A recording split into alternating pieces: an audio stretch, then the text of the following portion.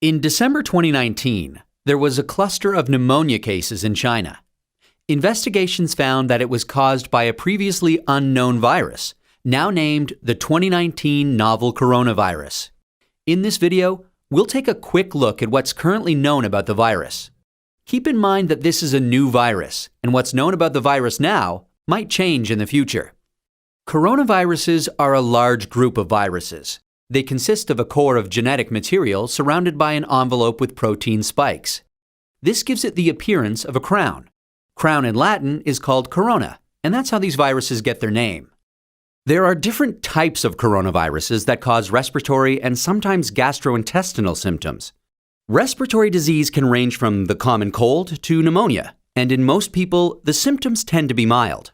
However, there are some types of coronaviruses that can cause severe disease. These include the severe acute respiratory syndrome coronavirus, first identified in China in 2003, and the Middle East respiratory syndrome coronavirus that was first identified in Saudi Arabia in 2012.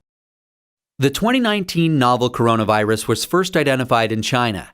It initially occurred in a group of people with pneumonia who'd been associated with a seafood and live animal market in the city of Wuhan. The disease has since spread from those who were sick to others, including family members and healthcare staff. There are many cases at present, and the disease has spread within China and also to a number of other countries. So, where did the virus come from? It's known that coronaviruses circulate in a range of animals. Sometimes these viruses can make the jump from animals to humans. This is called a spillover, and could be due to a range of factors such as mutations in the virus or increased contact between humans and animals. For example, MERS-CoV is known to be transmitted from camels and SARS-CoV from civet cats. The animal reservoir of the 2019 novel coronavirus is not known yet. How is it transmitted? The exact dynamics of how the virus is transmitted is yet to be determined. In general, respiratory viruses are usually transmitted through droplets created when an infected person coughs or sneezes, or through something that has been contaminated with the virus. People most at risk of infection from the novel coronavirus are those in close contact with animals, such as live animal market workers, and those who are caring for people infected with the virus, such as family members or healthcare workers. So, how does the disease present? Well, from what is known so far, there can be a number of symptoms ranging from mild to severe. There can be fever and respiratory symptoms such as cough and shortness of breath. In more severe cases, there's been pneumonia, kidney failure, and death. The mortality rate is not known yet. How can we tell whether someone is infected? The infection can be diagnosed by a test called PCR, or polymerase chain reaction.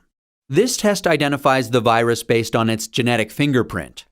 There's currently no specific medication for the virus, and treatment is supportive care. There's currently no vaccine to protect against the virus. Treatment and vaccines are in development. How do we prevent transmission of the virus? This new virus currently has a limited geographic spread. However, there are a number of standard hygiene practices that have been recommended to protect against infection and further spread. These include covering your mouth and nose when coughing or sneezing with a medical mask, tissue, or flexed elbow, avoiding close contact with those who are unwell, the appropriate use of masks and personal protective equipment, especially in a healthcare setting, washing hands regularly with soap and water or alcohol-based hand rub. Actions that can be taken to prevent infection from an animal source include avoiding unnecessary unprotected contact with animals, washing hands after contact with animals or animal products, and ensuring that animal products are cooked thoroughly before they're consumed. It's important to stay home if you're feeling unwell, but if you have a fever, cough, and difficulty breathing, seek medical care early and share your previous travel history with your healthcare provider. That's a quick look at this emerging infectious disease. Given that this outbreak is evolving rapidly, what's known about this virus can change. Please check the websites below for the most up-to-date information.